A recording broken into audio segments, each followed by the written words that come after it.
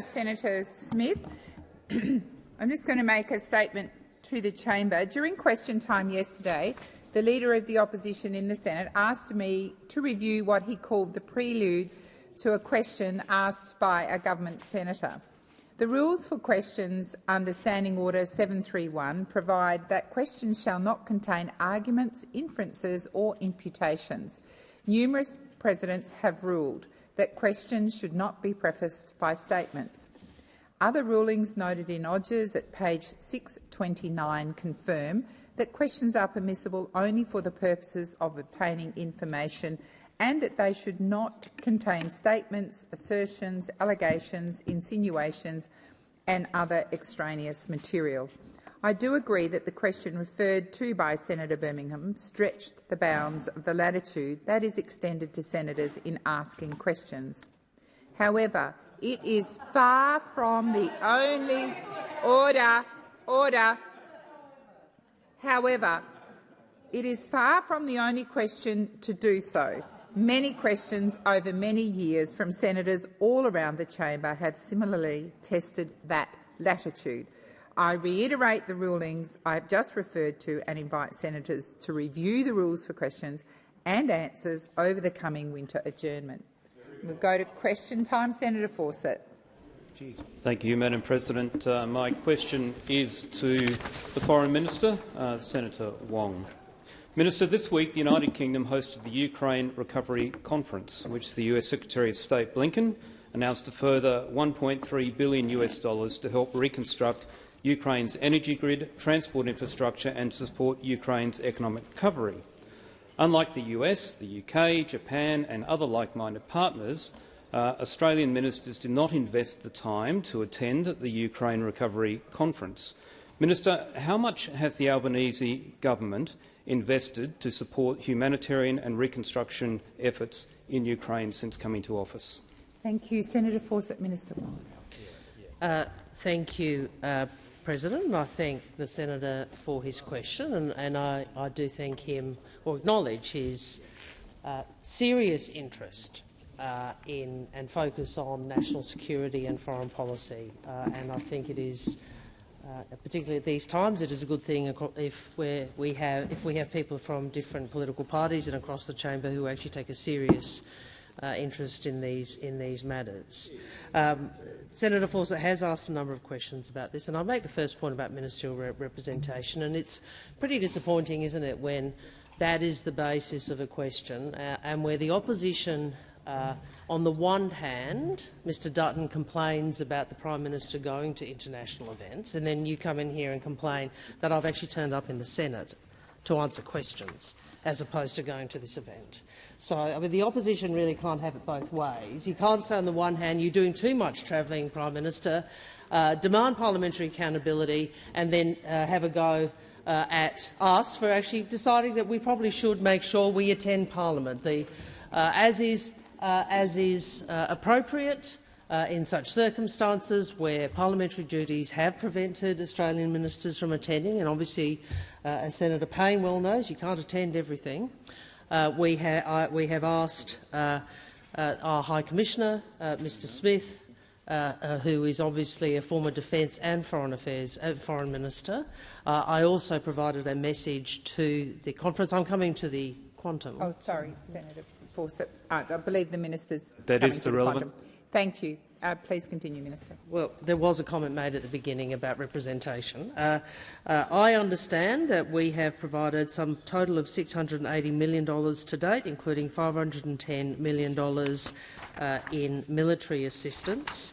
I know the senator has raised, I think in estimates, the provision of the small amount of money. Minister. The time for answering has expired. Senator Fawcett, first supplementary. Thank you, President. Minister, you are correct, and I'll repeat that here. Australia is well placed to help Ukraine's recovery, particularly with our world-class expertise in removing landmines and unexploded ordnance. And the UN stats confirm that such devices have killed or injured over 800 people, including 94 children, since Russia's illegal invasion began in February of 2022. Your department has confirmed that there is $12.9 million uncommitted from the Humanitarian Emergency Fund. Will you use this to support demining operations urgently needed in the Ukraine? Thank you, Senator Fawcett. Minister Wong. Thank you, President. I acknowledge the senator did ask these in estimates, and can I also acknowledge he has raised this with me, and I've not had the opportunity in the hours since yesterday afternoon to check on his requests on this front. I will ascertain precisely. I've just asked my office to provide the emergency humanitarian emergency fund a response to that aspect of the question. I would make the point, it is obviously we stand with Ukraine, and we have, for all the reasons we know, against the illegal and immoral invasion by Russia. We continue to provide support. The Senator would know there are many humanitarian emergencies around the world at this stage, sadly, and I think some come to mind. Obviously, Sudan is one of them. So there are many calls on our humanitarian emergency funding, and we will continue to consider all requests. Senator Fawcett, second supplementary. Thank you, President. Minister, the coalition government, and I acknowledge with the now government's support, established Australia's record as the largest non-NATO contributor to Ukraine, with a comprehensive package announced soon after the invasion. Internationally now, Australia is seen by some reports to now be a bystander in terms of the support. What is the government doing to make sure that that impression does not prevail and that Australia takes its rightful place as a strong supporter of Ukraine? Thank you, Senator Fawcett. Minister Wong. Australia is a strong supporter of Ukraine.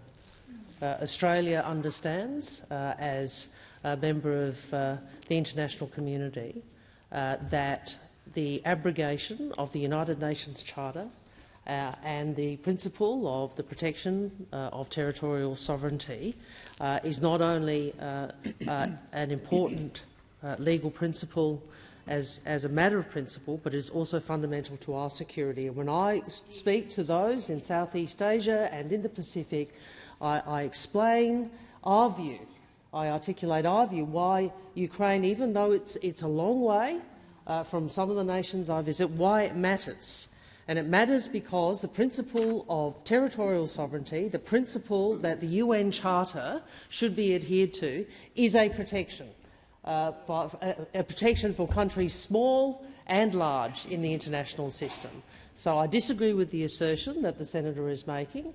Australia stands against— Thank you, Senator Wong. The time for answering has expired. Senator Sheldon. My question is to the Minister representing the Prime Minister, Senator Wong. I refer to the state of the economy a year ago when the Albanese government inherited a poor economic legacy from the Liberals and Nationals, with reference to economic data which showed that wages were stagnant, $1 trillion of debt with nothing to show for it, and the highest quarterly inflation this century, as well as challenging economic conditions globally. Can the Minister please update the Senate on Australia's economic outlook since the Albanese Labor began growing the economy, supporting businesses and boosting jobs and wages? Thank you, Senator Sheldon. Order across the chamber. Minister Wong. We wanted to remind you one more time. Senator Watts. President, thank you very much, and I thank Senator Sheldon for his question. And the Albanese government and those on this side are focused on delivering a better future for all Australians, and we understand at the heart of that is a stronger economy, a stronger economy, and an economy in which all Australians can participate and all Australians can gain the benefit. Now, those opposite, I know they have found the truth hard to bear at times, but the reality is they left the economy in a terrible state. Their approach to economic management was defined by wastes and rorts. And of course, as the good senator has reminded us, $1 trillion in debt, $1 trillion in debt with nothing to show Senator for it. Scarr. With nothing to show for it. Of course, they did tell us, and they printed cups, black, cups that told everybody that they were in surplus. But like so much under the Morrison Liberal government, it was just yet another announcement without any delivery. Order. A slightly embarrassing one. They were left with a lot of merchandise they don't know what to do with. Lots of merch. But $1 trillion in debt with nothing to show for it. And what else Senator are they Watts. known for? Well, those opposite deliberately kept wages low. Deliberately kept wages low. And those opposite, they might bellow all they like, but Australians know they were for lower wages. They were for lower wages. And they continue to be. If you just listen to Senator Cash on anything to do with industrial relations, Australian workers understand what she's saying. She wants their wages lower. You want their wages lower, Senator Cash. And Australians know what you're all about. Australians know the ideological bent that you're all about. Thank you, Minister Wong. Order. Before I call Senator Sheldon, I am going to remind senators that constant calling out, interjections across the chamber are disorderly. I called the chamber to order about 7 times and everyone kept interjecting. Senator Sheldon. Can the minister please explain to the Senate how is the Albanese Labor government taking action to help all Australians have access to secure and well-paid jobs?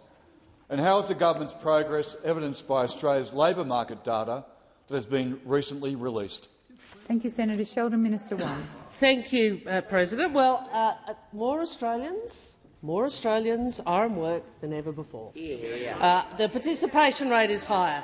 And more women are employed and paid. Senator Wong, please resume your seat. Order. Order across the chamber. Senator Wong. Senator Wong, please continue. I know those opposite may not like to hear the fact that we actually have more people in work, more women in work than ever before, and we've seen record jobs growth. That's a good thing for Australians. That's a good thing for Australians.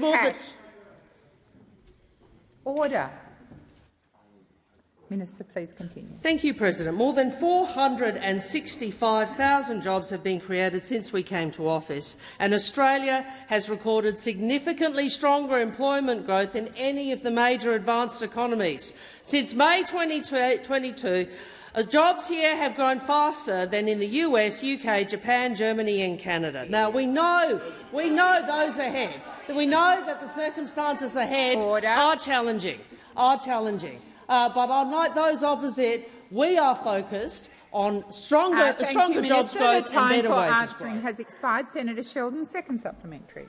Can the minister explain to the Senate how the government's economic plan is laying the foundations for a stronger economy and delivering a better future for Australians? Minister Wong.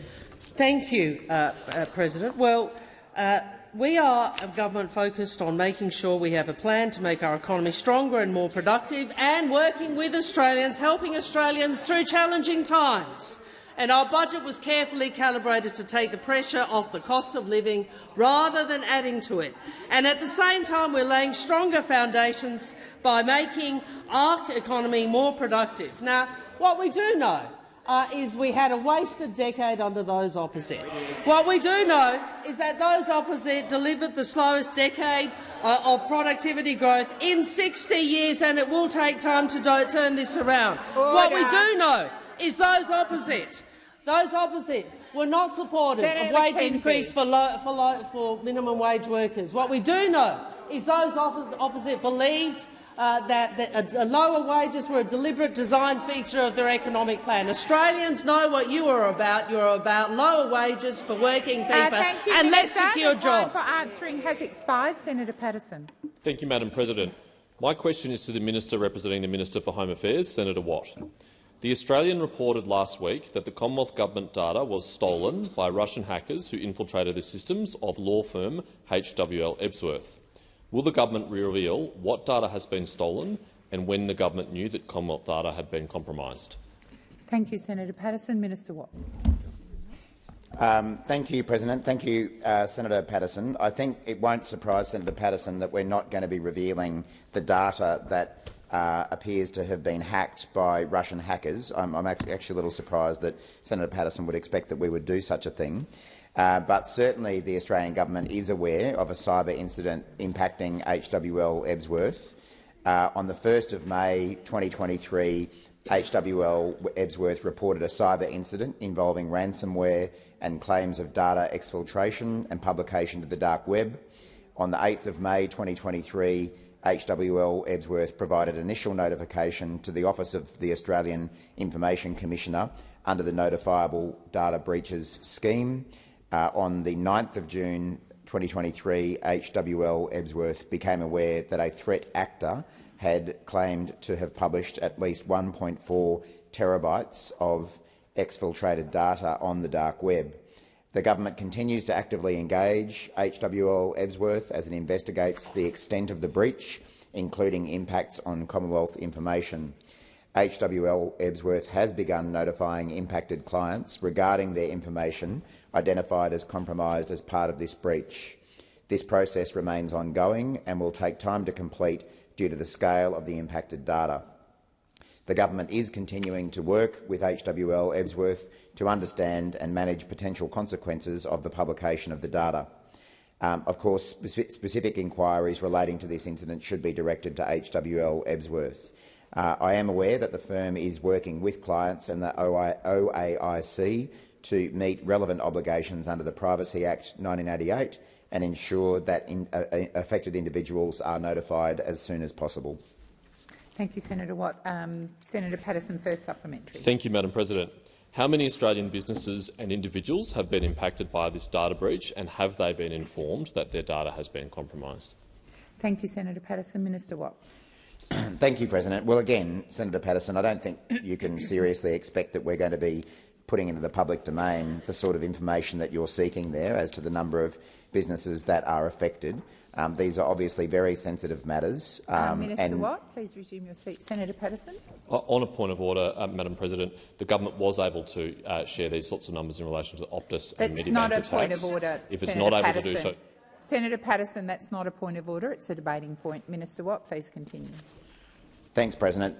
Senator Patterson, I'd be interested to go back and see who actually provided what information in relation to those data breaches, because I certainly recall that in a number of instances it was the companies themselves who decided to put that kind of information in the public domain.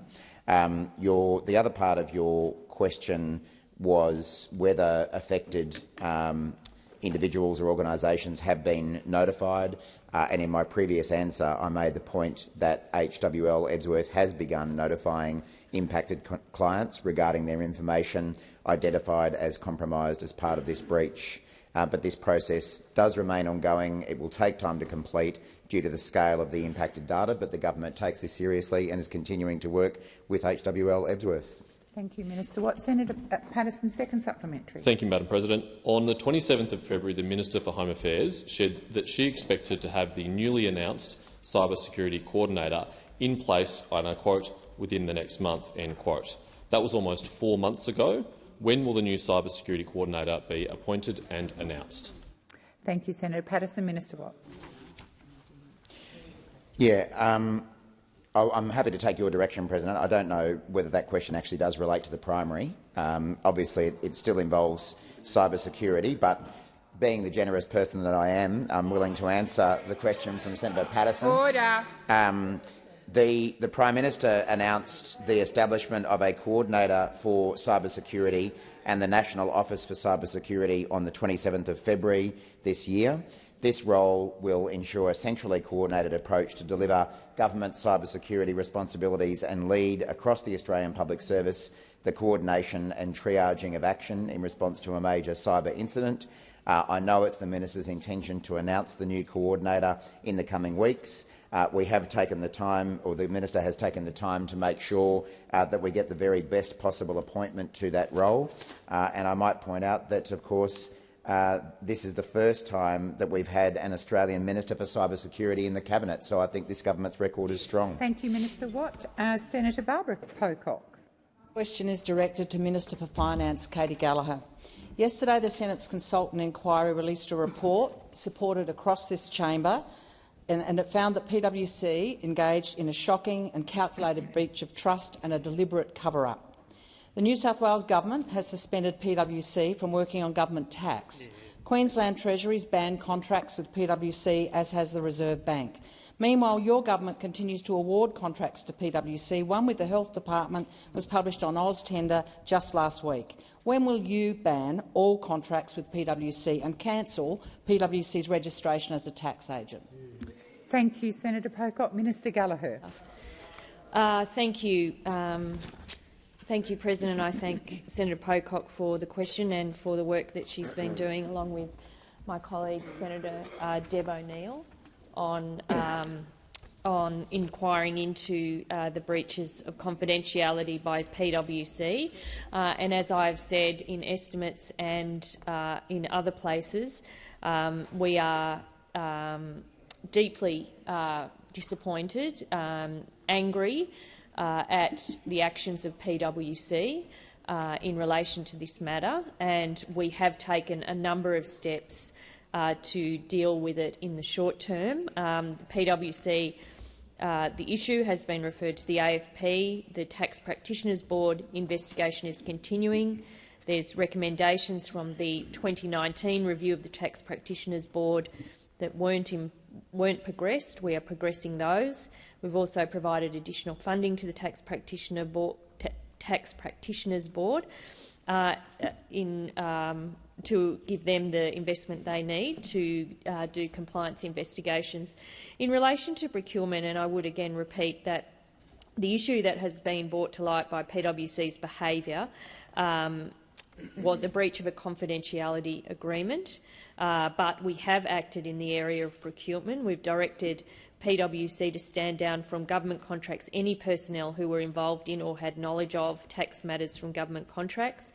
We've added new clauses into standard government procurement contracts to further strengthen the ability of the government to cancel these contracts in response to behaviour in the future.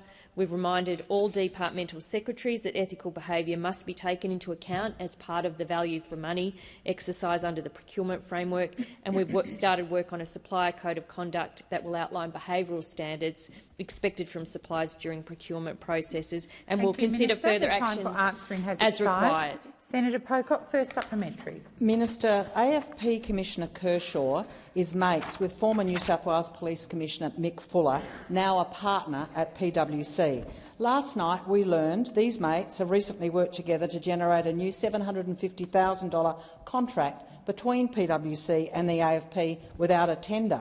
What actions have you taken to give Australians confidence that the AFP's investigation into PwC will not be influenced by close relationships? Thank you, Senator Pocock. Minister Gallagher. Thank you. Well, in relation to the report, there has been a report to the AFP on the 24th of May relating to allegations of criminal conduct, and I think it's critical that the AFP is able to undertake its investigation into these allegations without any further comment on that specifically. In relation to the issue raised by Senator Pocock, the assertions that are seeking to call into question the integrity of the AFP, an agency that is committed to protecting Australians from serious threats, are extremely disappointing. AFP officers spend each and every day working to protect Australians and Australians' interests. They're not an easy job. The work is often dangerous, and many AFP officers, just like police all around the country, put their lives at risk every day to ensure that we can go about our lives safely. The Australian public should have every confidence that, just like all serious criminal investigations, this investigation into PwC will be undertaken by experienced investigators within the AFP Special Investigations Team. Thank you, Minister Gallagher. Senator Pocock, second supplementary. Minister, my concerns are well-based. Half the internal audit committee of the AFP are former PwC partners with more than 20 years standing as partners. Every year, PwC donates to the Labor Party, and last year over $120,000 in direct donations alone. Voters are calling me and asking, is this cash for contracts? I had one this morning. At the very least, this is a problem of perception. When will you ban donations from any consultancy engaging in government work? Thank you, Senator Pocock. Minister Gallagher.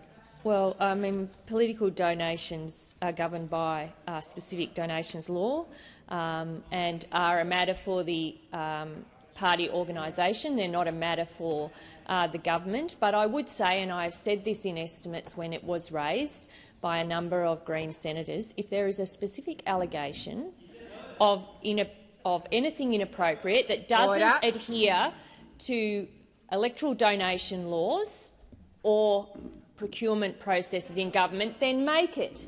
But don't just stand and smear.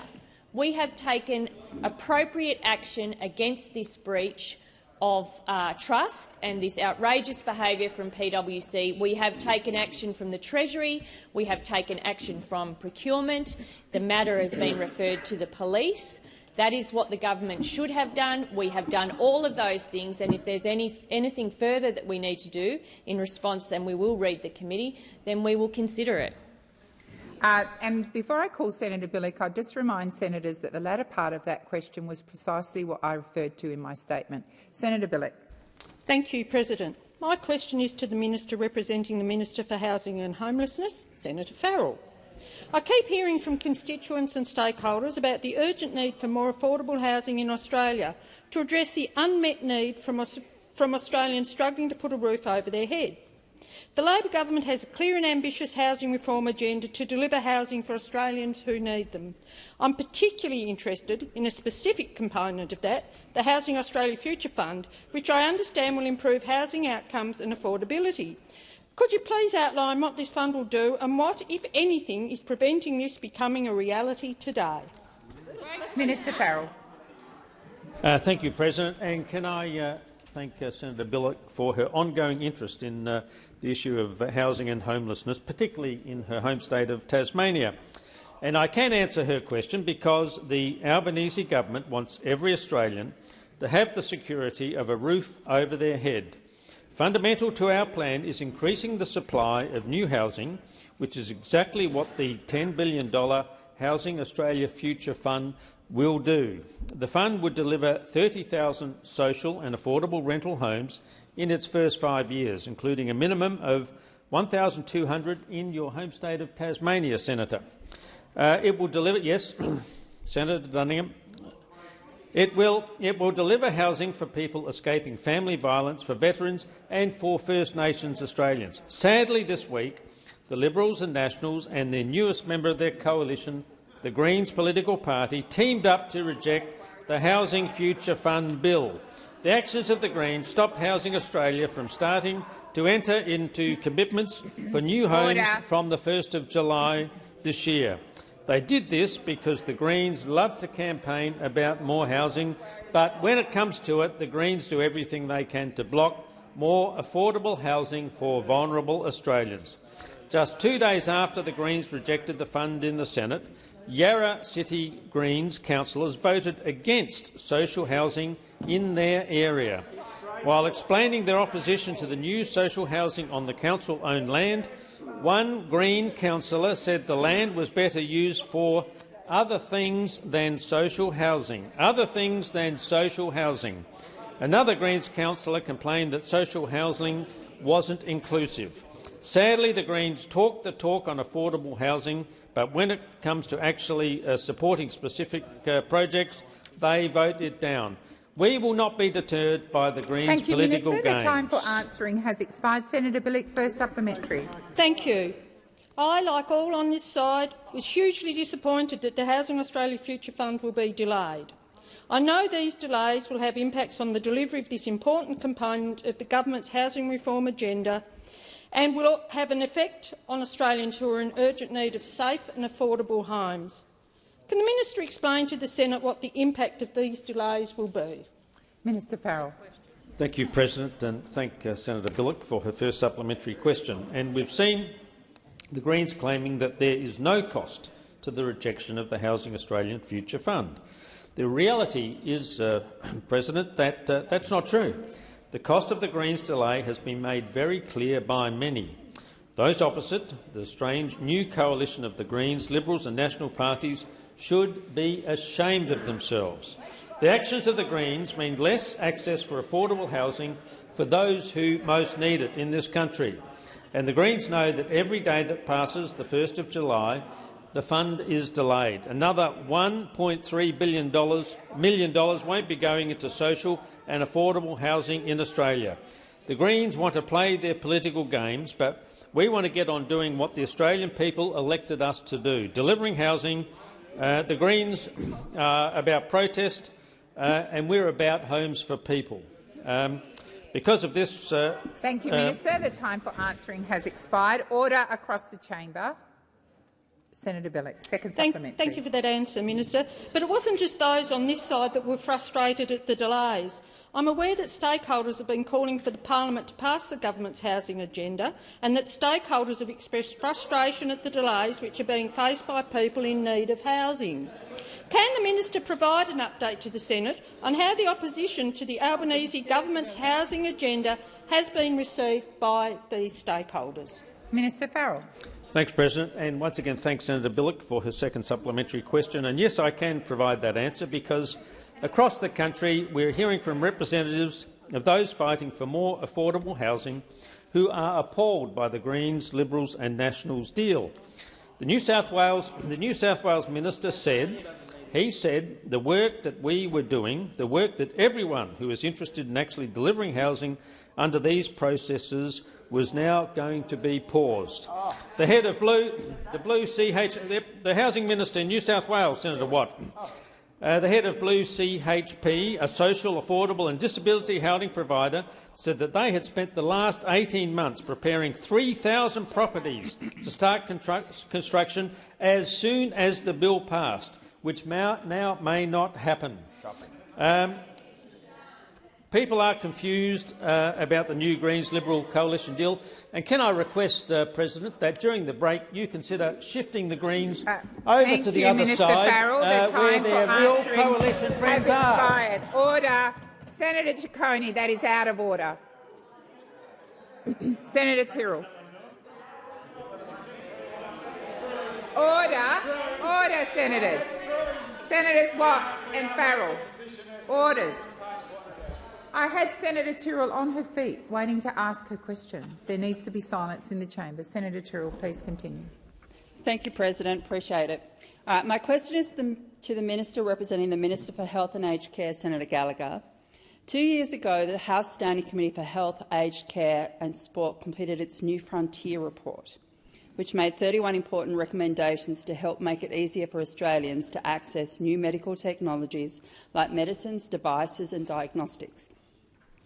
The inquiry spoke with just about everyone in this space: patients, clinical, health groups and industry. There were more than 200 submissions and a dozen public hearings around the country. All that work on a really important issue, and yet the government hasn't spoken a single sentence in response. Nobody here wants people to miss out on the life-saving and life-improving tech they need, but that's what is happening now. It's what the report is about. So when can I tell Tasmanians will be responding to it? Thank you, Senator Tyrrell. Minister Gallagher. Thank you, Senator Tyrrell. I'm going to have to take that on notice. I'm not aware of that report, and I think you said it was a couple of years ago it reported, so under the previous government it is custom and practice to report within 6 months of committee reports being tabled. So I would imagine that should have happened under the former government, but I will take further advice on it. I would and come back to you. I'm sorry, I don't have the detail in front of me. Senator Tyrrell, first supplementary. Thank you, President. The job of the Medical Services Advisory Committee, MSAC, is to recommend whether to fund medical tech, which means they become affordable to the average Australian. But there's delays with the committee approving things, which can be up to 8 years from first submission. Then there's delays in the government's approval process after MSAC recommendation, which can take a further 2 years. Can the minister advise specifically what is being done to address this bottleneck? Thank you, Senator Tyrrell. Minister Gallagher. Well, I'll come back to the senator with a comprehensive answer on that. Though we do have those bodies in place specifically to use expert knowledge and advice to government around approvals process, not just for medical technology, but it covers there are other processes for pharmaceuticals as well, and other treatments. So there are good reasons to have in place processes that advise government, and then obviously government has to make decisions, particularly if there are fiscal implications for that. But we are absolutely determined to build and invest in a world-class health system here. We have that. It has to be stronger. It's under enormous pressure. And we know that improvements in medical technology, devices, treatments are being accelerated at pace, and systems have to respond to that. But I will come back with a comprehensive answer from the Minister for Health. Thank you, Minister. Senator Tyrrell, second supplementary. Thank you. So the Health Technology Assessment Review is looking at how we can make the assessment and approval of new medical technologies quicker and simpler. But the review excludes many important devices like pacemakers or some cancer treatment technologies. They're still facing delays, and they're no less important. Can the minister tell us how many improvements can be applied to all technologies, not just those subject to the review? Thank you, Senator Tyrrell. Minister Gallagher. Thank you. I think it's best that I take that on notice and come back with an answer to the whole thing. I'm sorry I couldn't assist you more, Senator Tyrrell. Senator Kosovic, your first question. Thank you. My question is to the Minister representing the Treasurer, Senator Gallagher. Last month's budget predicted inflation would be 3% by next year's budget. Does the government stand by that forecast? And does it agree with the Reserve Bank Deputy Governor, Michelle Bullock, that unemployment needs to increase to 4.5% in order to tame inflation? Minister Gallagher. Thank you. And I thank the senator for her first question. Yes, the government stands by the forecasts outlined in the budget. Obviously, if there's change to those, they get updated in the normal way, as has been done in every budget under every government since they were put together. They are forecasts to set out the expectations of the Treasury and their advice to government about what is happening across the economy.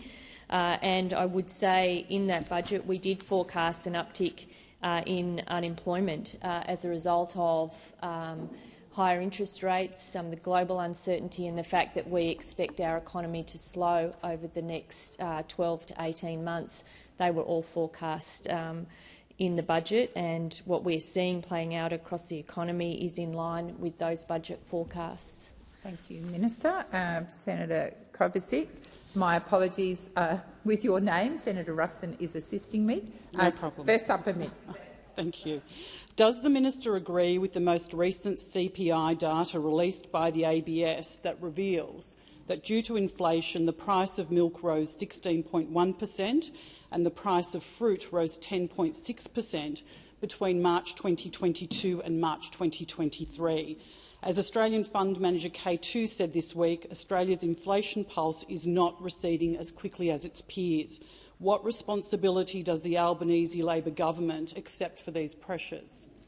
Minister Gallagher. Thank you, and I thank the senator for the question. And in relation to the impacts on inflation and the contributors to inflation, there are a range of inputs, obviously, that are influencing the inflation number, and inflation is staying higher for longer than we would like. The Treasurer has been saying that consistently, and the reason that our budget was so focused on putting downward pressure on inflation, whilst easing cost of living, whilst repairing the budget, whilst finding $40 billion worth of savings, whilst returning 82% of upward revisions to revenue to the budget, was precisely calibrated to deal with the inflation challenge. We do believe that inflation has peaked and that is coming back, and that it will head towards the target range over the next 18 months or so, and that is in line with budget forecasts. But yes, we would like it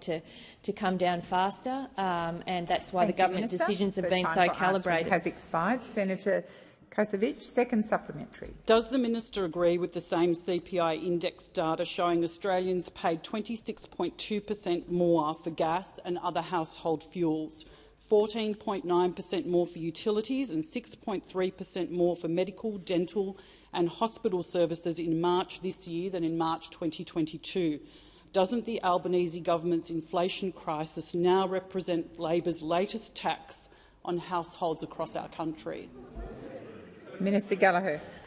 Well, the answer to that question is no, and I would say that the quarter with the largest growth in inflation was in the March quarter of last year, so actually before the government change. That was the single largest quarter's growth in inflation, and that is when monetary policy started tightening and interest rates started lifting. There are a range of contributors to the CPI number. It does include gas and other household fuels, and I would say that if we hadn't taken decisive action in December last year, that could have hit households even harder. We know that. The AEMO and other expert advisors have told us that prices, had we not acted, would have been higher and would have hit households harder, and you opposed it. You, as the opposition, opposed the steps that we took, which have eased that pressure on households, and that's why in this budget we have $1.5 billion going to support households with energy bill relief. Thank you, Minister. Senator Babet.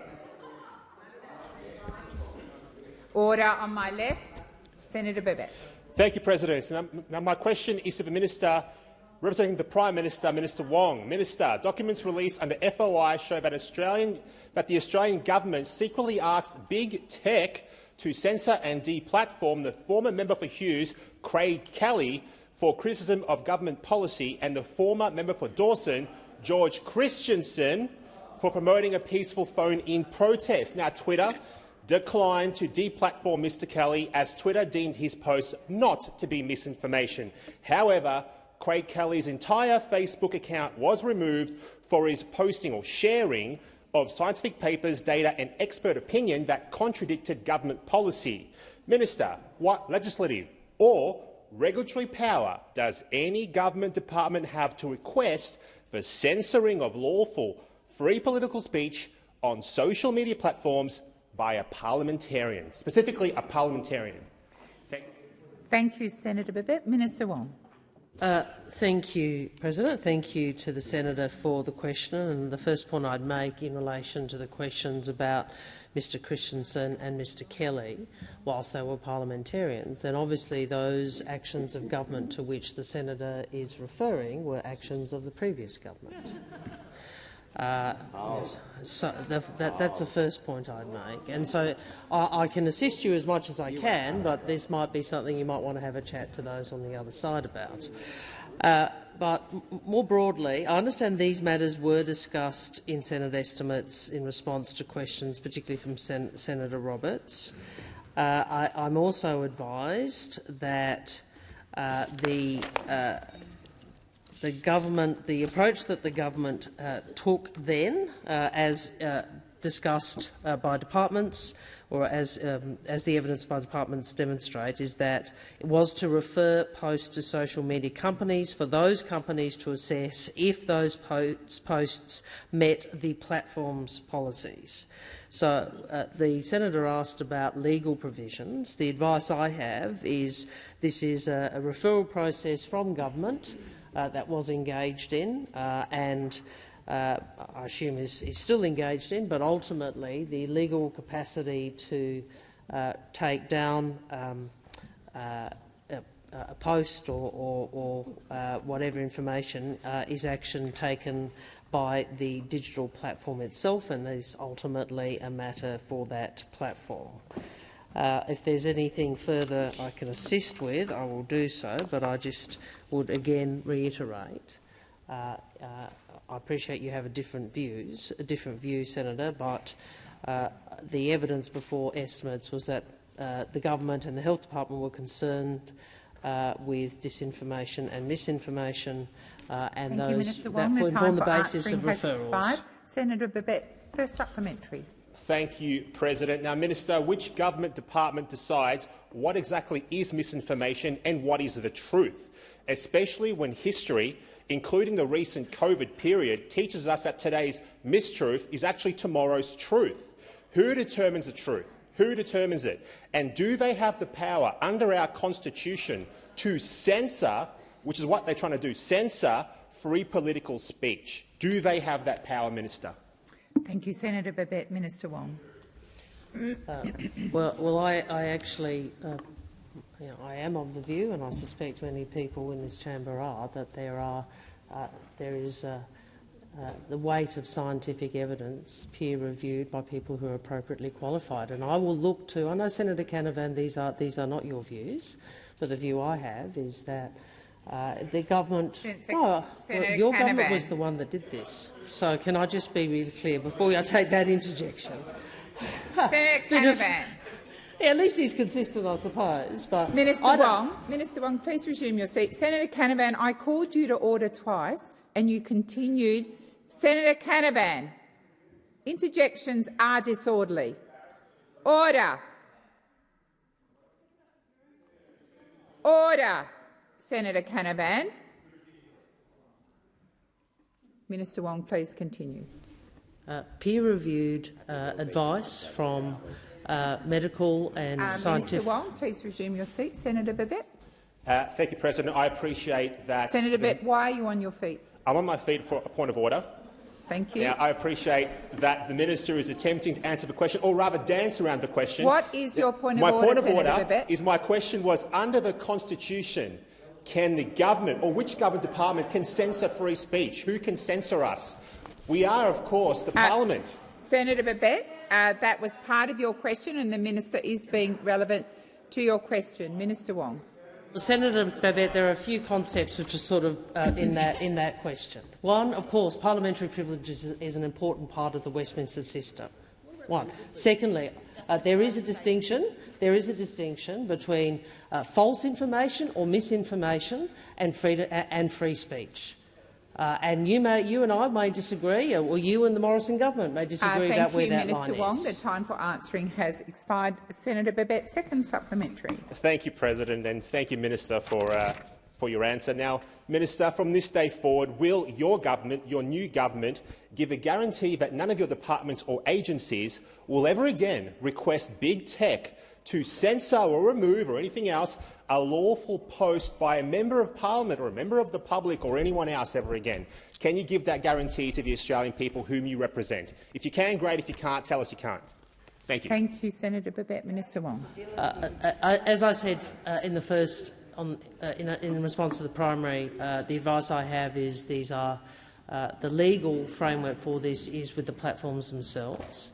I would make the point, Senator Babet, that I do think the rise of different platforms requires a mature conversation amongst people who may have different political views about how we manage the debates and conversations on those platforms. And I do have a view.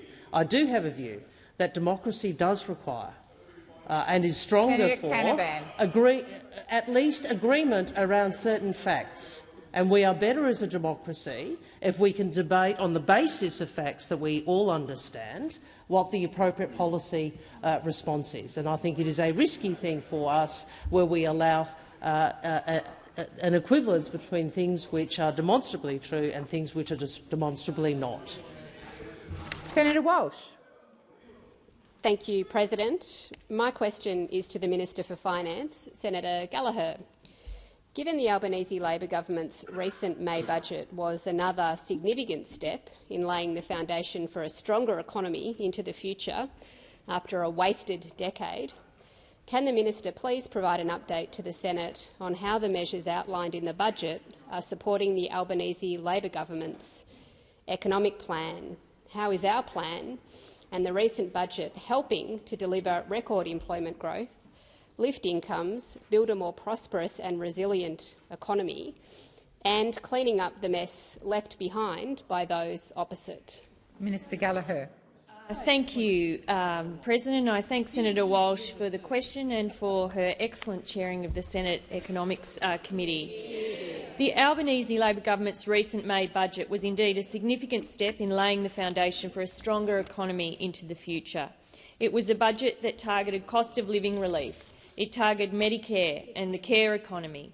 It looked at inclusion and equality. It focused on growth in energy, technology, small business and, of course, and importantly, under my portfolio as the Minister for Finance, responsible budget management and, more broadly, responsible economic management.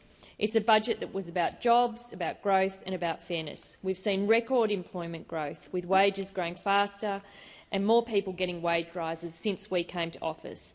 Our plan in the recent budget, we've helped to deliver record employment growth, lifting incomes and building a more prosperous and resilient economy. We've seen wages grow by 3.7% over the year to March quarter, the fastest growth in over a decade. Unsurprising, considering it was a deliberate design feature of the former government's economic architecture to keep wages low. We've also seen 60% of jobs record a higher wage rise than the year before, the highest proportion on record and around double the pre-pandemic average. This is not by accident but by design, because our policy isn't to keep wages low like those opposite, and it's a testament to our commitment to not only create jobs but also ensure that these jobs are well-paying and secure. And you can see the single biggest investment in the budget was in our aged care workforce to ensure that they receive the wage increases that they deserve for the work that they do caring for elderly Australians. We also had our $14.6 billion cost of living package with support around energy bills, reducing out-of-pocket health costs, income support payments and the single biggest increase of the Commonwealth rent assistance. Senator Walsh, first supplementary. Thank you, Minister, for that comprehensive response. It's clear that the Albanese Labor government's economic plan and the recent budget are delivering significant benefits for all Australians. Can the minister further elaborate on how the government is supporting businesses and industries to grow and innovate, particularly in sectors like energy and technology, and how these initiatives are contributing to job creation and to economic growth? Thank you, Senator Walsh. Minister. Thank you, President. I thank Senator Walsh for that supplementary. Well, as I said in my earlier answer, growth was a key. Our growth agenda was a key part of the May budget, and those opportunities are there. Of course, in the energy transition, securing cleaner and cheaper energy, but a cleaner energy future and the jobs that will drive that transition. In technology and, of course, in our support for small business. Our economic plan includes a range of measures designed to foster innovation, boost productivity and create well-paid, secure jobs. We are investing billions in the National Reconstruction Fund, targeting industries of the future such as hydrogen to drive economic growth and create new jobs. Furthermore, we're investing in the skills and capacities of our people, with policies like fee-free TAFE and vocational training, to ensure that our workforce is equipped with the skills needed for the jobs of the future. These investments, amongst others, are part of our commitment to supporting business and industries. The time for answering has expired. Senator Walsh, second supplementary. Thank you again, Minister, for another comprehensive response. The measures you've outlined are indeed making a significant difference in the lives of Australians. Can the minister further elaborate on the government's actions to alleviate cost of living pressures for Australians? And could you also shed light on alternative approaches to these crucial measures and the impact those approaches are having on Australian households? Minister Gallagher. Thank you, President. I thank Senator Walsh for the supplementary. We are acutely aware of those cost of living pressures facing many Australians, which is why finding ways to ease cost of living pressures without adding to inflation was one of the key priority areas of focus in the May budget. In addition to those areas I've already mentioned, the government has acted decisively in the area of housing, bringing together states and territories through National Cabinet to look at what we can do to make sure that we are making a difference where we can, where the Commonwealth has responsibilities, to ease a real area of pressure for many Australians, and that is around housing supply and making sure we're working with states and territories to get as much affordable housing supply and affordable rental housing supply in place as soon as possible. And I would say, as we come to the end of this sitting fortnight, again urge those who are standing in the way of the Housing Australia Future Fund to get behind it and support it. Thank you, Minister. Senator Birmingham. Sir President, my question is to the Minister for Finance, Senator Gallagher. I refer the Minister to section 4.1 of the Prime Minister's Code of Conduct, which states that ministers must, and I quote, take all reasonable steps to ensure that they do not mislead the public or the parliament. Minister, given you have clearly misled the Senate regarding your knowledge of sexual assault allegations prior to them being made public, are you not in breach of section 4.1 of your own government's ministerial code of conduct? Minister Gallagher. Thank you. And the answer to that is no. And I refer Senator Birmingham to the statement that I made to this chamber on the first sitting day of this fortnight when I addressed this question comprehensively, and I can read it out for colleagues across the Senate again. At Senate estimates on June the 4th, the then Minister for Defence, Senator Reynolds, said, "I know where this started." She went on to say, "I was told by one of your senators 2 weeks before about what you were intending to do with the story in my office 2 weeks before. I was shocked at the assertion made by Senator Reynolds, with the clear implication that I was responsible or had an involvement with making the story public. That was not true. It was never true, and I responded to that allegation by saying no one had any knowledge. I explained that to Senator Reynolds in a wide-ranging private meeting that night where several matters were discussed. I informed Senator Reynolds that I had been given a heads-up about the allegations in the days before they became public, an explanation she accepted at the time some 2 years ago. In fact, Senator Reynolds even said on the record in Senate estimates that night, and I quote, "I would like to say, in relation to the matters raised before the dinner break, Senators Wong, Gallagher and I had a respectful discussion during the dinner break. They've assured me they were not involved in that matter becoming public, and I accept their assurance." I repeat, she said, "They've assured me they were not involved in that matter becoming public. I accept their assurance." This proves that Senator Reynolds knew the context of our exchange that evening was around whether or not I was involved in that matter becoming public. I was not. Senator Reynolds and Senator Ruston, who also attended that meeting, have known that for 2 years and have never once raised a concern about that with me. Thank you, Minister. Senator Birmingham, first supplementary. Thanks, President. Minister, what you conveniently omitted from that extract of your statement was the fact that you had been provided with information and knowledge prior to it becoming public. Section 5.1 of the same Ministerial Code of Conduct requires ministers to provide an honest and comprehensive account of their exercise of public office in response to any reasonable and bona fide inquiry by a Member of Parliament. Minister, why have you consistently refused to live up to that standard by denying the reality that you did mislead the Senate? Order on my right. Minister Gallagher. It's misheard Senator Birmingham there, but I did say as part of my statement I informed Senator Reynolds that I had been given a heads-up about the allegations in the days before they became public, an explanation she accepted at that time some 2 years ago. Minister, Senator Birmingham, second supplementary. President, I seek leave to move a motion relating to the censure of the Minister for Finance as circulated in the chamber. Leave is not granted, Senator Birmingham. Pursuant to contingent notice of motion standing in my name, I move that so much of the standing orders be suspended as would prevent me from moving a motion to provide for the consideration of a matter, namely a motion to give precedence to a motion of censure of the Minister for Finance, Senator Gallagher. President, the facts are clear. Senator Gallagher has misled this Senate. Senator Birmingham, please resume your seat. Order on my right. Senator Birmingham, please continue. The facts are clear. Senator Gallagher has misled this Senate. And despite being given ample opportunity over the last 2 weeks to acknowledge that reality and to do the right thing by appropriately apologising and appropriately correcting the record, Senator Gallagher has instead obfuscated, avoided and outright refused to acknowledge the reality. The facts are very clear.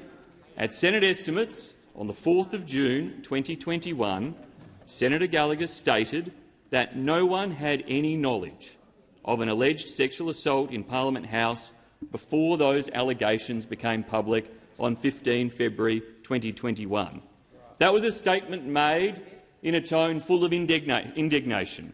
How dare you, Senator Gallagher said at the time she made that statement.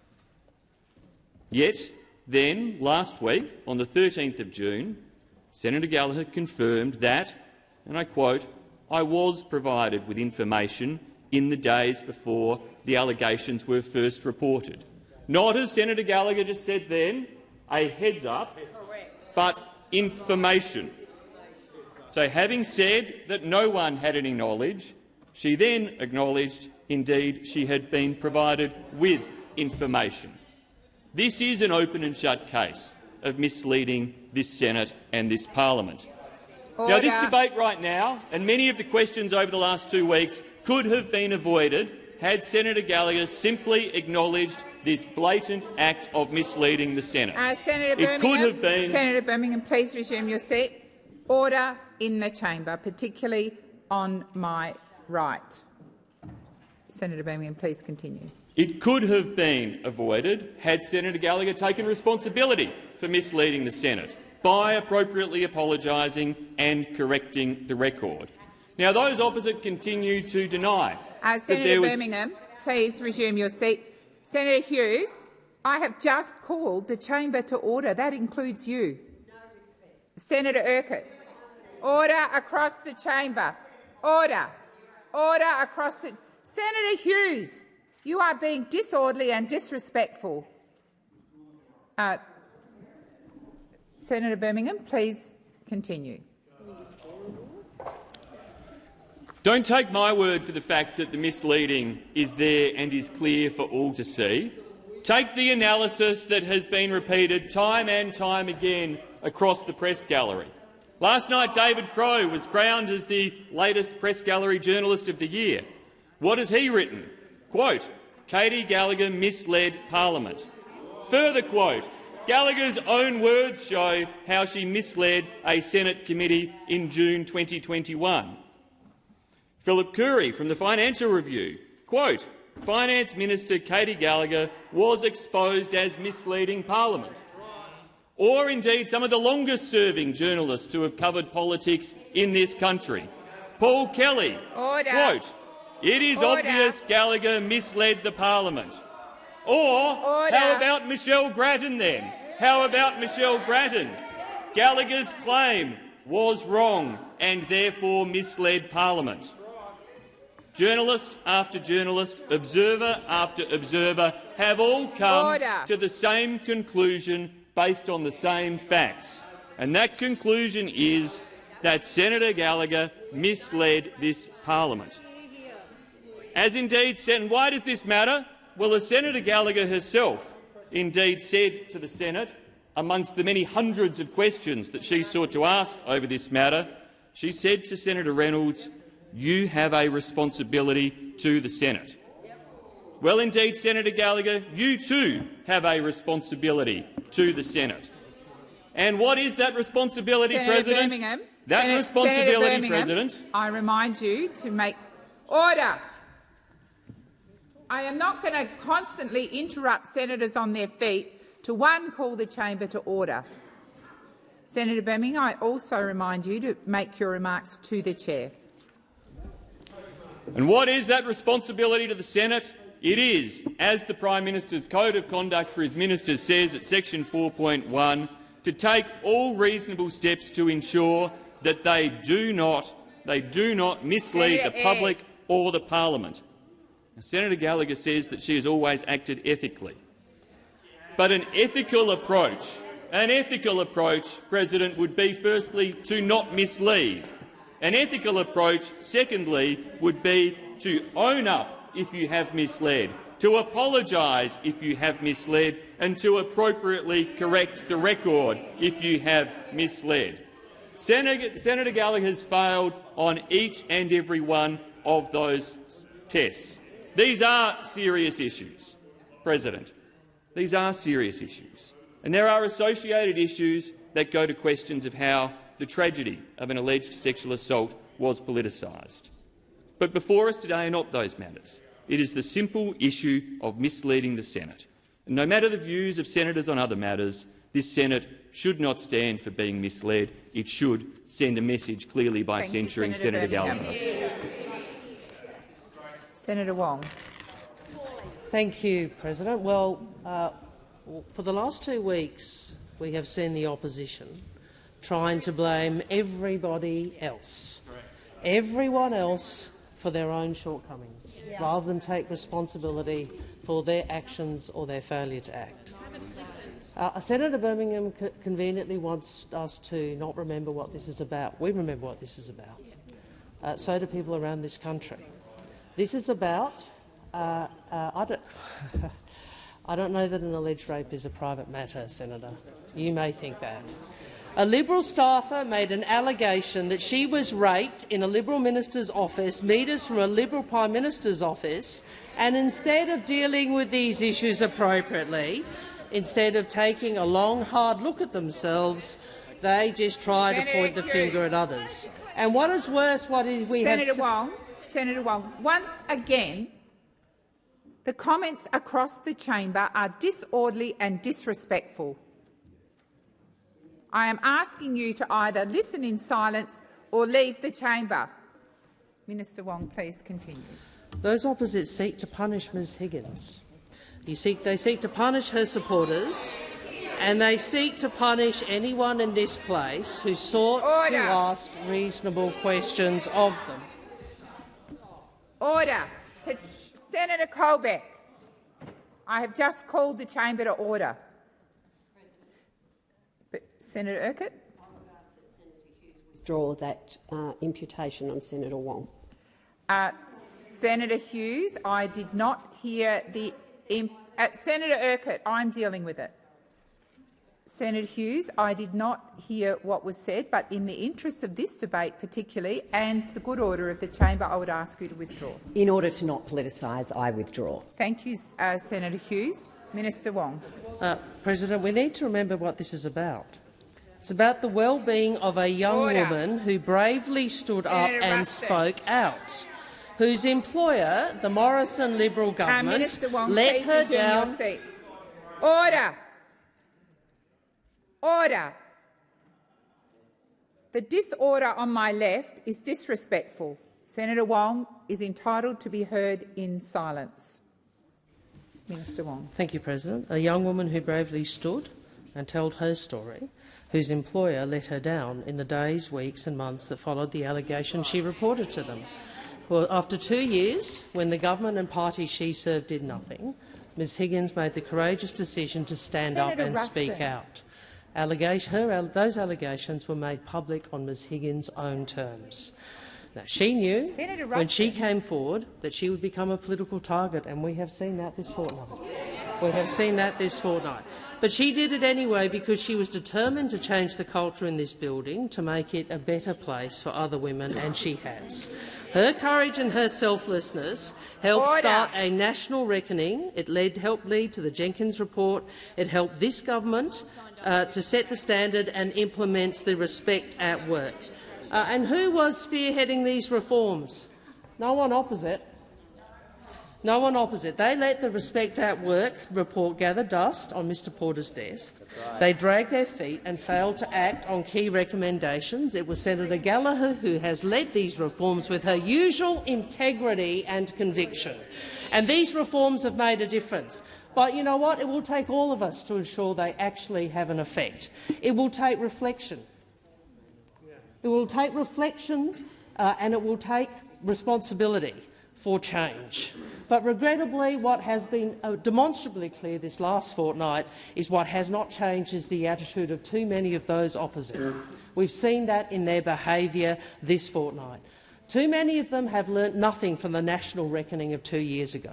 And the very same members of the opposition who were at the centre of events years ago, the very same members of the opposition who have dodged questions, carefully chosen their language and evaded scrutiny, and have never been transparent about their knowledge and action, and are pointing the finger at others.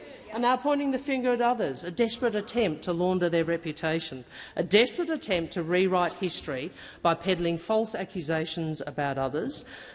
People opposite willing to use the private text messages of an alleged victim, survivor of sexual assault, in this chamber for their own political purposes. I've seen a lot of things. But that was a new low. All of that they would rather do, rather than take responsibility for their own shortcomings, to reflect on what they might have done differently. Instead, they've sought to punish Ms Higgins and her supporters. To punish people who sought to ask reasonable questions of them about their knowledge and their action. Well, the events of last week, where they concern Ms Higgins or others, including another senator, show once again— Minister Wong. Order on my left. I should not have to constantly call for order. You are being disrespectful. Minister Wong, please continue. The events of this fortnight show, if anything, there are questions to answer on the other side. But more importantly, the message that has been sent by the behaviour of those opposite to women around this country about how they will be treated should they make an allegation of sexual assault. Those opposite should consider their actions and the responsibilities that they bear. And with that, I ask that I move that the motion be now put. So the question is that the motion be put. Those of that opinion say aye. Against? I believe the ayes have it. Division required. Ring the bells for 4 minutes.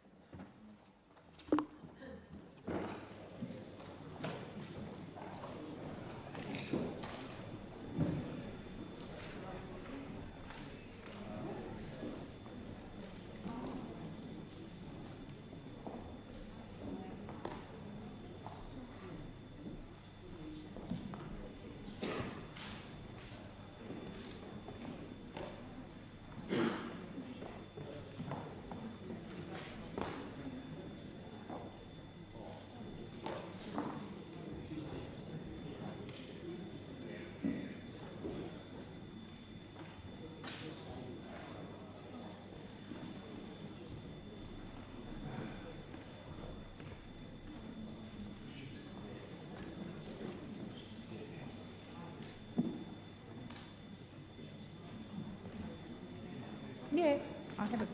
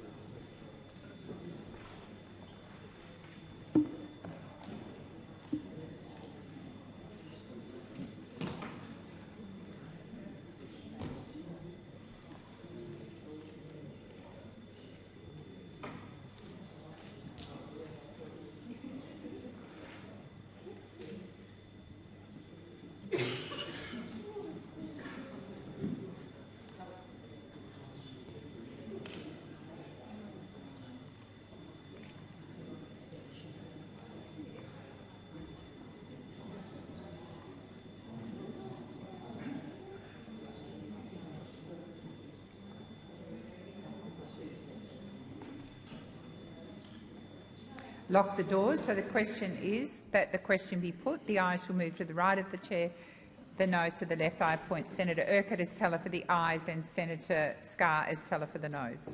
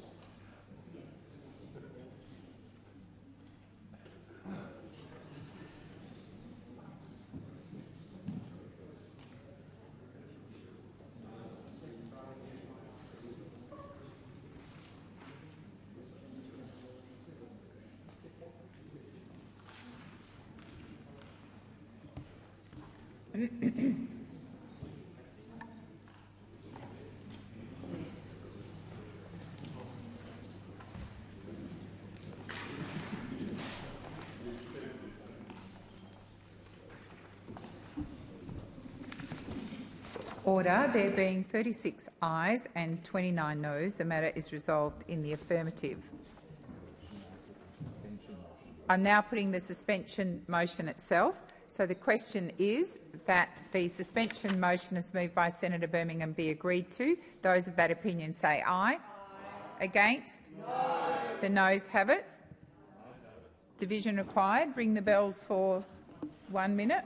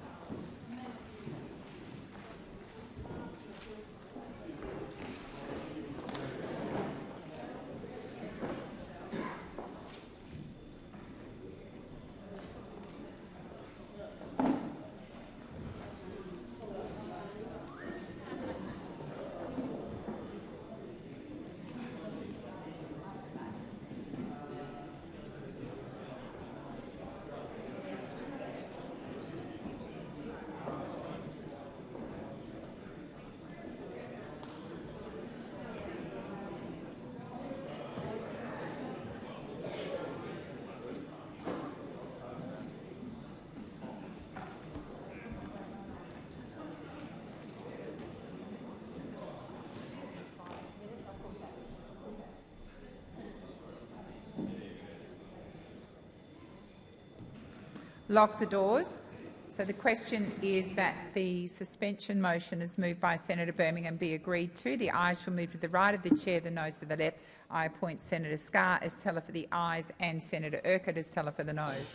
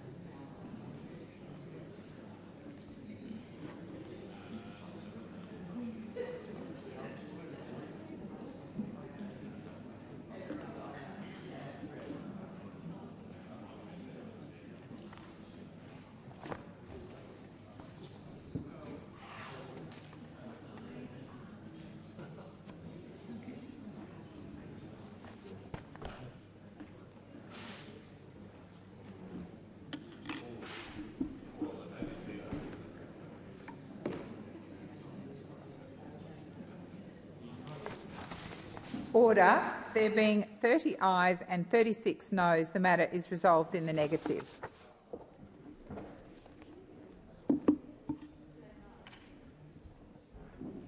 Senator Wong. I ask that further questions be placed on notice. Thank you, Senator Wong.